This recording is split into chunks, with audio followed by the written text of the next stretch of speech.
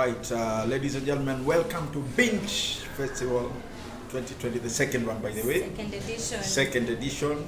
And my name is Fundi My name MC. Thank you. My name is Renee. We are very happy to be here. Yeah. Online Binge Festival. It's all about creatives. Yeah.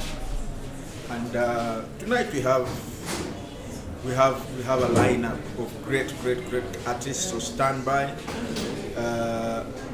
The event, first of all, is bigger than the last one, so we thank God for that, and we thank all the artists. It means it's growing in leaps and bounds. Artists are getting used to it. There's more awareness. Yeah. So more artists are coming through. So what do we have tonight?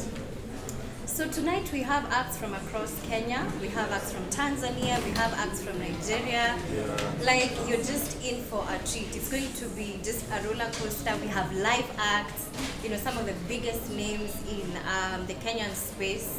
And being hosted by one of Kenya's, leading entertainment OGs, Fundi Frank himself.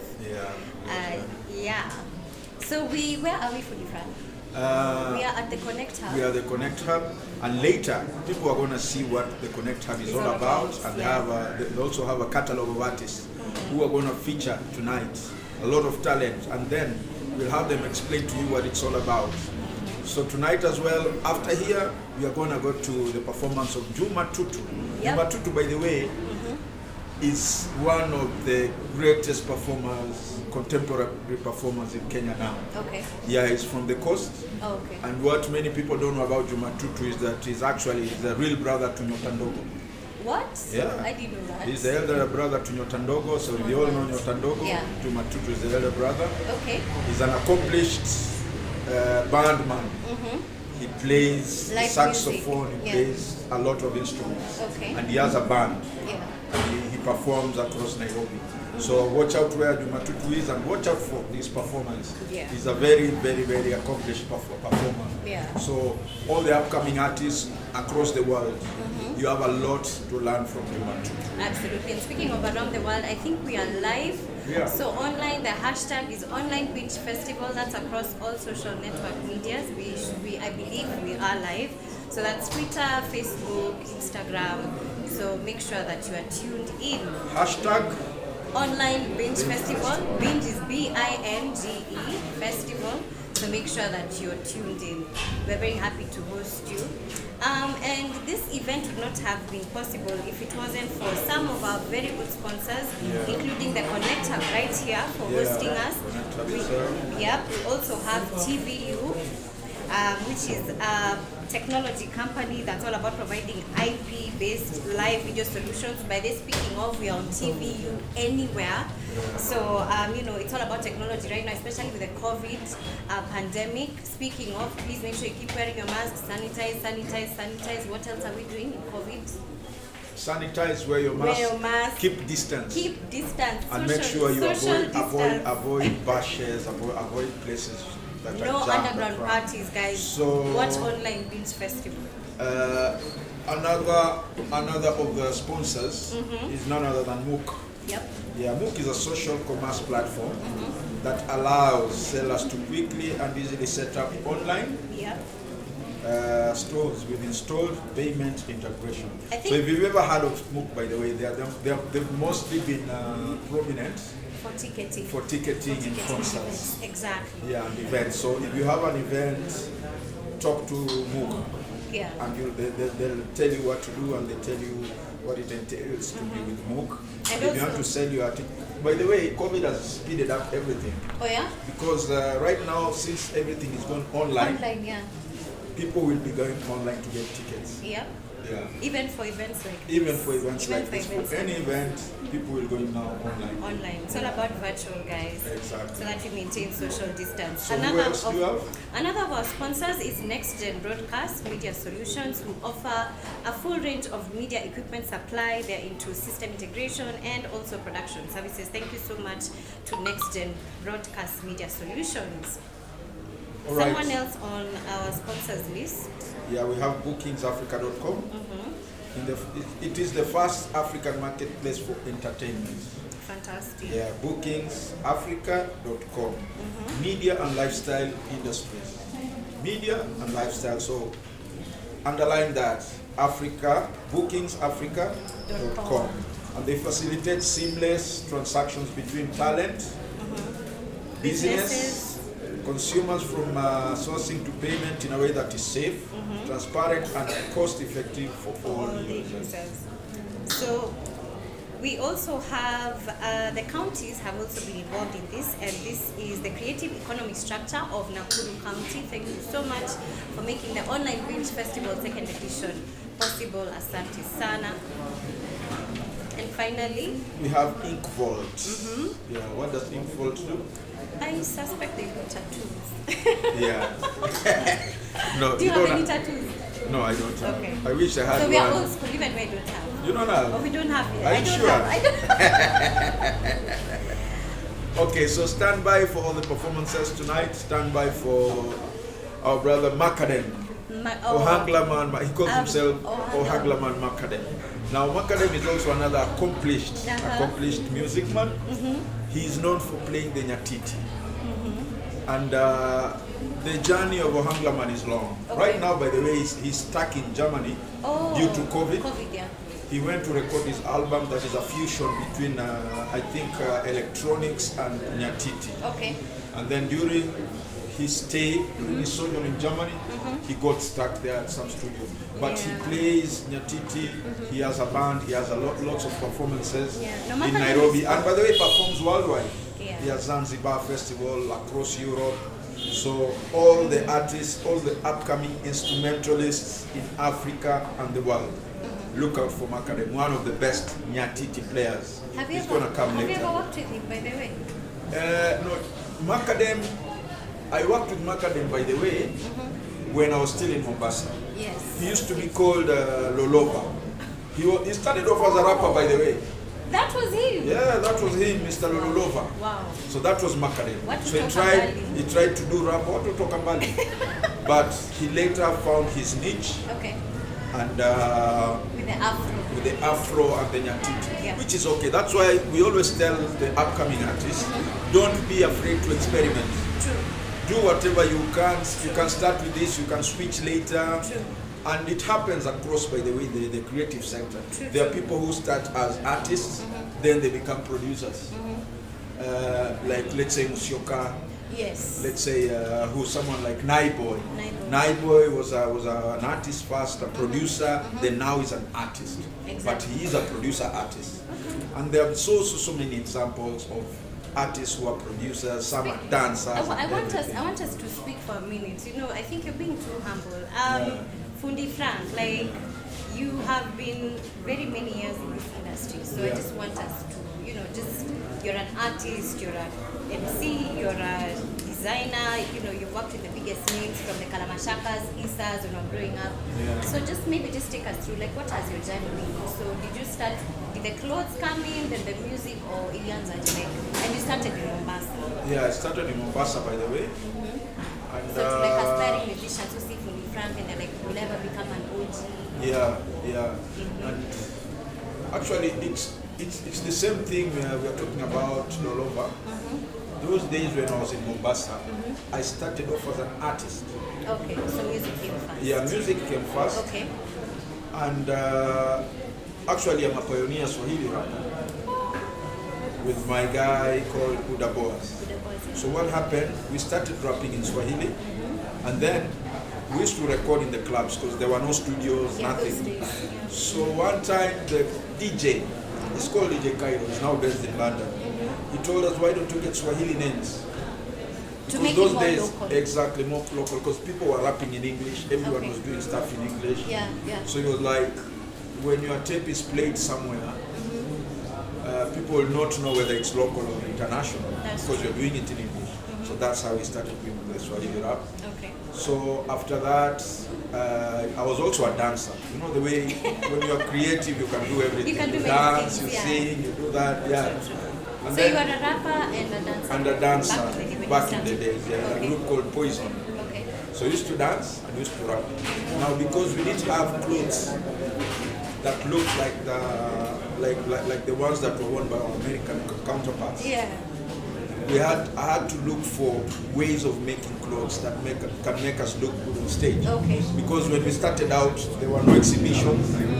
There was no Mtumba. Okay. Mtumba was just starting, but getting good nice clothes stuff to look on stage was very hard. Okay. So we really wanted to look like our counterparts on the screen, you know? So that's how I became a designer. So I started by designing clothes for me and my counterpart, Buddha Boas. Okay. So then later, I moved to Nairobi. Okay. Yeah. Hooked up with first of all in Mombasa, hooked up with people who had moved from Nairobi, people like the late Poxy Pressure. Oh, okay. So Poxy Pressure was my friend. So when Chakadimas and Pliers came to Kenya, they came to Nairobi, then Mombasa. So when we were in Mombasa, the main act was Hardstone. Okay. Harrison Mundiri. And then from Mombasa, I and Poxy Pressure were the acts. So in the process of that, I also wore my clothes. Then now, Poxy Pressure introduced me to Hardstone. So Hardstone had come, Hardstone had come to Mombasa with Ted Josiah, the producer, is David Muridi, the manager. And Hardstone and Poxy Pressure actually are the ones who told me that Mombasa is not happening at that time. I need to move to Nairobi. For your brand, for now your design. Exactly. He told me your designs. I was wearing some jeans that had my name. And they were like, wow, this is great, so you need to move to Nairobi. Okay. So that's how I moved to Nairobi. When I moved to Nairobi, for me, luckily, I was in an area, in a space where I was dealing with most artists. So marketing myself was easy. Was easy, yeah. Because I was dealing with Hardstone. I was making clothes for Hardstone. The studio where Hardstone was performing, was recording, the upcoming artists were Kalamashaka. In Kalamashaka, and then there was Nikki later. And in the same area, Poxy Pressure was also recording also the album. So we used to hang out a lot. So you had a lot of, you already kind of had a clientele. Yeah, I had a clientele. And then I was staying in South Sea. Okay. Their studio was in on Mombasa, Ramco Court. So we used to hang out in South Sea. Ramco Court, all the artists in Kenya started in Ramco Court. And in South Sea, I started off at a barber shop. Okay. There was a barber shop in front and I was behind. All right. So all these artists used to come to that barber shop.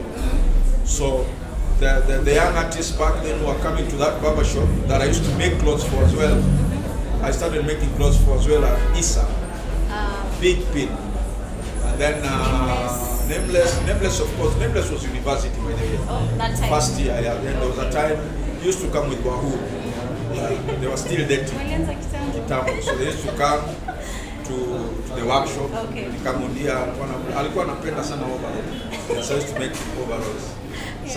So that's how I met them. And then now all the artists used to interact a lot with the industry. Just one side. It was one side. And then the industry wasn't that big. Oh, yeah. But the main people now are Hardstone, Kalamashaka, then later now Gopa started now with Issa, Nameless. So it was the same scene. Yeah. And then the newspapers now started writing about Fundi Frank, this guy, designer. There's a lady called Mwendwa. She's now a top editor. She was a writer then, an entertainment writer. So she wrote the first article, Guess Who Dresses the Stars. So that's how. So you broke into So then slowly by slowly now I was interacting with all these artists. So are you still doing music that time, or have you always done music? No, I had to stop a bit because you see at that time music was very challenging. Yeah. Because we didn't have proper structures. The CMOs like MCSK, now we have Camp and Chris, we didn't have the structures.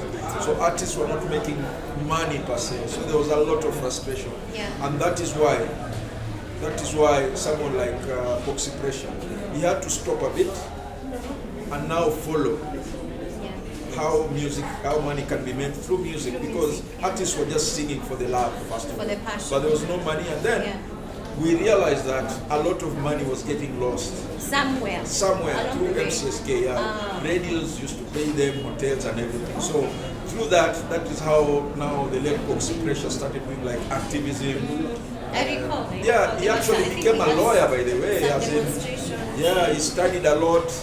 He studied a lot about the AG, about the music industry, how it should be done. So there was a lot So of like that. entertainment. The entertainment, him and the late Kamaru and some other artists. So they used to come together and try and make the industry work.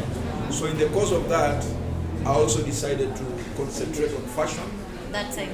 rather than music. Rather than music. Okay. Yeah, but music Makes I used to do in the background. Makes sense. And when we used to go, let's say, to jam session, Yeah.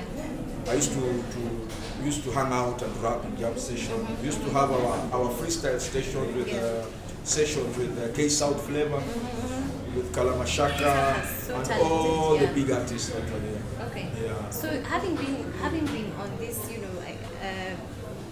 kind of having been on this musical journey, this kind of music, what would you say, or what changes have you seen, in the musical industry, in the artistic, even just, in an artistic space, even right now, where with creatives, being a creative yourself, seeing you dance, you rap, you design, you've done events, you're not to MC. So what are some of the changes you've seen? Has there been improvement? Yeah, there's been a lot of improvement. And like you see here today, we have things like this going on. These are things that were not there before. People going online and people seeing you worldwide. Yeah. Just doing your thing, like we're gonna see artists performing. Absolutely. So in terms of music, there's been a lot of change. Number one, artists are getting paid more. We still have problems in the CMOs, MCSK and all that. There's still a bit of haggling and all that, but it is being streamlined. All right. Number two, artists are being paid more. When I started out rapping, we used to be paid something like 200 bob. What? Yeah. For 200 performance? shillings. Yeah, performance. You perform. In the 90s? Yeah, in the 90s you perform. It was called showtime. Yeah, you perform. You're paid 200, you're happy, you go home. Wow. If there was no money, you eat fruits. There used to be fruits in the club. And you've done a show? Yeah, you've done a show. But you see now there are no records. You just perform, that's it. You remember we were talking offline before we started the show. We were talking about like artists, like for example, Nyashinsky has done really well. Yeah. For himself, he can charge good money. Yeah. That wasn't possible back in the day. It wasn't possible. Right now, we moved to artists being paid 10,000, 20,000, 100,000.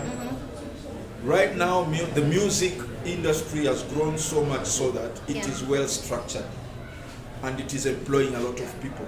That's important. Yeah, we now have proper videographers, we have video directors, we have producers, we have dancers. So the music, we have managers, we have publicists, we have all kinds of people supporting the music industry, and they're getting paid. And the biggest artist right now in East Africa charges 5 million Kenya shillings per show. This is East Africa? East Africa. Okay. For Then, one show? For one show. Yeah. And the artist is always busy.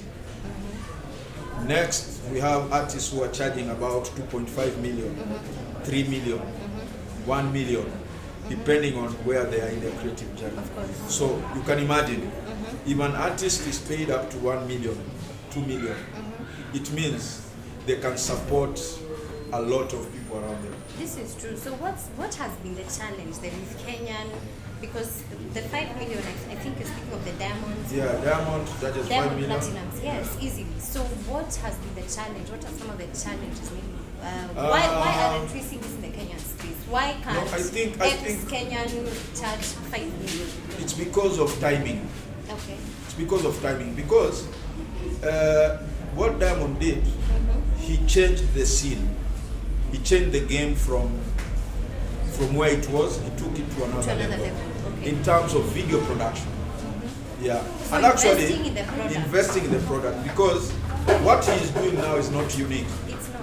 He is doing what Nameless and the other artists were doing before. Back in the day. Yeah, with dancers and everything, proper performance. It's just that he started the game and then he changed it. And but you see, and now all the artists in East Africa are learning. True. Because he has learned from the Nigerians and from people abroad. And now we also have artists in Kenya especially the recent artists, you know, the Calligraphs, the Otile Brown, they are now getting to that level. They are getting good money.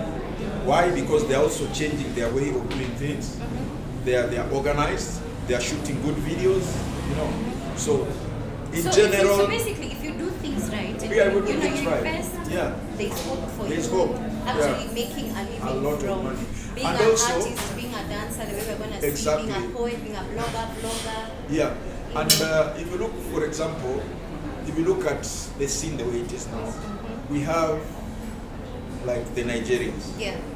When the Nigerians came in, they also brought some form of competition. Definitely. So it forced the East African artists To up their game. to up their game. Yeah.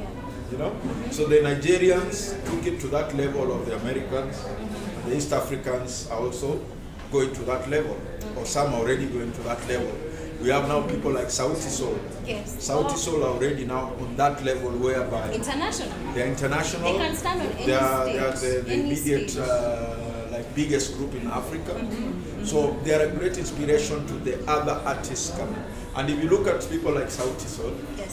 you'll realize that apart from the music, their business structure is well structured. They had And they've lasted for very many years. they had a management. Yeah. They had a manager called Marek who resigned. But just before COVID, in around November, Yeah. they signed a deal with Management Africa, together with Universal Africa, that now manages their And music. internationally, they remember And they saying had that. everything planned out for like 2 years. Okay. And the manager's work was to do that. Like Yeah. they were going to perform all over the world. They had a Europe tour, US tour, Yeah. you know, launches and everything. That's what a manager does to the artist. Yeah. So generally we can say, Sauti Sol have figured it out. yeah, they figured it They've out. successfully figured it out. Exactly, they figured it out, and many more are following suit. Yeah. And that is how now the music industry is. Okay. It is getting more and more organized and structured. The other creative industry is Yeah. also the same. Fashion, same. People are starting to wear more of Kenyan clothes. There are more upcoming designers coming up. Oh, really? Yeah, Okay. and I know Karo Kinoti is a big brand. Yeah, like Karo for example, Kinoti is a big she's- brand. Hi, Karo. yeah, She's doing good stuff. she's doing good stuff. Empowering the women in the marginalized areas. You know, Yeah, and we have a lot of youth yeah, getting into the fashion space. fashion space. Inspired by And- people like you. Yeah, exactly. And it's also growing because Yeah. it's no longer just stitching. We have graphics. Yeah. We have people doing now online. We have people doing shows and events. We have stylists. Yeah. Yeah, you have Makeup artists. makeup A few artists. years ago, you see a makeup artist, everyone will laugh at you. Exactly. But right Photographers. now, it's a thing. Yeah. You know. Yeah. So we have Videographers. videographers. So there's a lot of work for creatives. Creatives, yeah. So in general, people doing jewelry. Yeah. We have Kenyans doing jewelry. True. You know. True. And they were inspired by someone like Lulu Mela. Yes. And designers like Anne Macreeth, Kiko Romeo. So there are a lot of designers coming in, there are a lot of photographers coming in. There's a lot of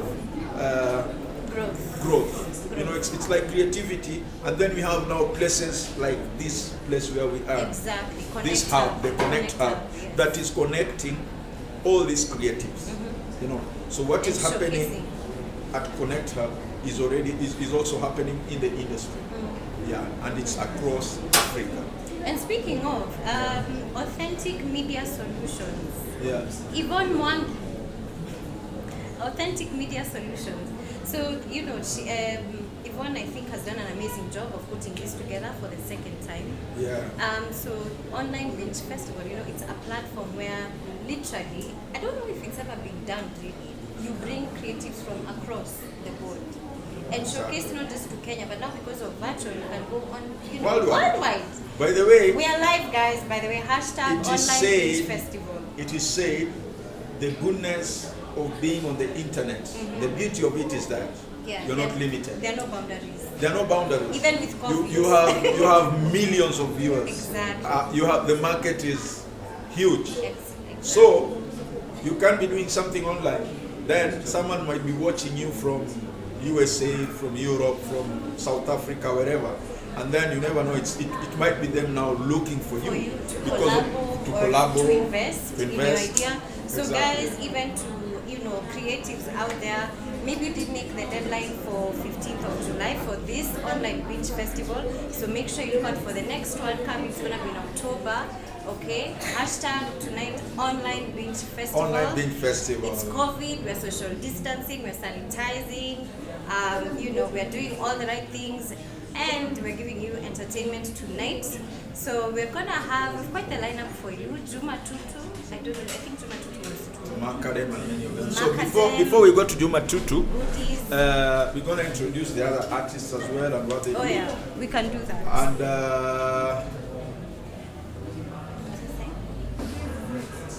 now we are going to Buddies and then Marcella. So stand by for that. Okay, before you go to Buddies, the MC. You know you're talking too much and people don't even know your name. They don't know what you've been doing. You're like me. I'm the chick with a nice. I'm the chick with a Who nice are you? lipstick. Where did you start? Your journey, your birthday. How old are you? Start with how old you are. No, I think that's info you would like to know. Okay. So fair enough. My name is Renee Macau. For tonight, I'm co-hosting with Fundi Frank. So my journey, I think I kind of wear two hats. So my 9 to 5, I work in corporate circles. I work in the media, managing CSR accounts for a local media house. My artistic journey, I can say I started out as a voiceover artist. So I always wanted to be a radio presenter. And then I used to have a producer friend and artist friends. So I used to, tag along with them. And that time I was doing my radio, my media classes. Yeah. So I always used to be like, I was practicing to be on radio, but the meantime I was like, this looks interesting, looks like something I can do. Yeah. So I was like, okay, and I got to record 1 or 2. I don't know if you remember the first time you recorded anything on a mic. It sounded bad. That experience. So I was like, okay, maybe this is it for me. Yeah. So I was really traumatized, but with time I got into voiceovers. I was still trying to be a radio presenter. So I used to go for auditions and whatever. Then I got into voiceover work. So I started on radio, and then I got into XYZ. We were talking about this earlier. So I'm currently the voice, I've rather been the voice of Charity Ngilu on XYZ show for several years now, since 2011, I think. Wow, that's great. Yeah, so it was just knocking on doors, I'd walk into offices and I'd be like, there's one day I'll never forget, I saw a billboard or something, and I saw a phone number or whatever. And it was a production house. I walked in and I told them, I gave them my demos. I'm like, listen, I'm a voice artist. So they were doing this, these voices that play in the buses, KBS these days. And I got a gig like that. What I would encourage creative, especially because it's not easy. Yeah, it's not easy. In fact, I don't know how your parents or your family, but very few parents, especially Kitambo, be like, you want to be a creative. So you're wasting your time. Get a real job. Be a doctor, be a lawyer, but accountant, period. I thank God my mother, my parents were my mother just asked me in media, she's like, do you want to do this? I was like, yes. So she was like, if it's what you want to do, don't come back, crying later. So she gave me a full support. So I've been a voiceover artist for over 10 years now. TV, radio. I was a voice for a Euro Disney project. It was quite interesting. And what else? I was an aspiring singer at some point. And then you stopped singing? I stopped. You remember Ibiza? You remember those things at Ibiza back in the day? I tried. Oh, you tried? Wow. But you still sing in the bathroom? It was a talent show like this. Something like this. So what were you told? It was so nerve-wracking. We just kind of went as a dare, me, my sister, and my friends. And so we kept being called back. And when you're young, it's good to try. Yeah, it's good to try everything. But you still sing, yeah? For myself. In the bathroom, you sing? I'll in the sing morning? for if I get children, when I get here, I'll sing for my babies. I don't know if I'll sing for my man, but... No, you will, from wedding day. From wedding day you will sing. So what So other prepare that activities? wedding song. I prepare. Yeah. And I host, I you host are- events. You host events. I as got well. into radio, so I was a former radio presenter with Capital FM outside of the country, then I came back. Yeah. And that's why I got into this hosting, which is also a creative, and now I'm hosting with Fundi Frank. Better. So here we are. Stand by for Cactus Kusini. Cactus Kusini.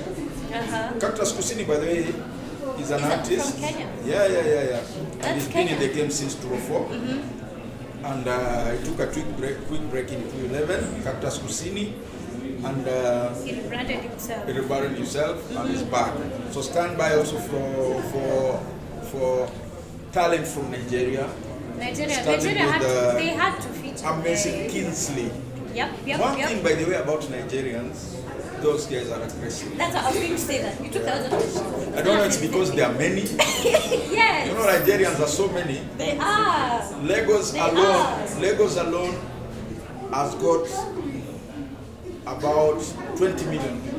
So I think there's even their artists are so many. I Yeah. think they hit more outside because there are too many. Too many, and they have to be aggressive. Exactly. So maybe that has taught them to be aggressive, to Definitely. survive, because anywhere in the world you go, you'll get Nigerians. You go to Dubai, you go to India, you go to Europe, you ask any African, where do you stay? They tell you, Denmark. You tell them, are they Africans? They tell you, yeah, but the most are Nigerians. So they are everywhere, they are hustling, and it's the same in the creative industry. We should borrow some leaf from our Yeah, Nigerian. We yeah. need to make ourselves more aggressive. More aggressive. And by the way, speaking of aggressiveness, if you look at all the artists in East Africa Who've made it. who made it, and even in Africa, Yeah. in East Africa in general, Yeah. are the ones who are aggressive, This is are true. the ones who push their stuff to the limit. This is They true. all have a history of working hard and starting from nowhere to where they are now. Yeah. So all the creatives out there who are starting out, those who want to come back, Give it time, be Give it time, aggressive. be Give it aggressive. time. Another thing, especially the younger generation. yeah, I think we need to learn them. We can't have instant. yeah. Even you took time, we take time. Yeah, you take So we time, need by to the way, give it time, guys, to get your voice, out to there. get whatever you really want to do.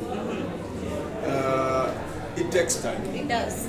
For good Trial and product. error is Yeah. good, especially when you're still young. Yeah, true. You can try everything. True. Don't be I afraid agree. to try. Try singing, try rapping, try poetry, try everything. Try Designing. being designing, try being in a band. But one thing, by the way, I know about bands. Have you been in a band? No. But I've had many band friends. Yeah. Is that it pays to know how to play an instrument. This is true. This is So very true. when I you're have band still, friends as well. yeah, when you're still young, Teach and you have yourself an time, instrument. teach yourself an instrument. Know how to play the guitar, know how to play drums, everything. It might help you one day.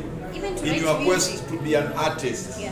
you might decide now, let me just do the guitar. This Or you is might be called for a gig, a random gig. This is true. They need a guitar man. Yep.